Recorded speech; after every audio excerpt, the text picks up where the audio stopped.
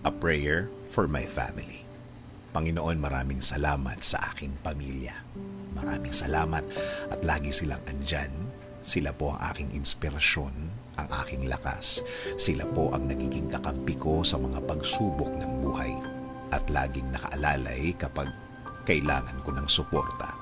Lord, kasama po ng aking dasal na ito na mas mapalapit sila sa iyo. Mas makilala ka nila. Mas malaman pa nila ang iyong kabaitan. Kasama ng nakikita nila sa aking buhay na ikaw ang pinagkukunan ko ng lakas sa araw-araw.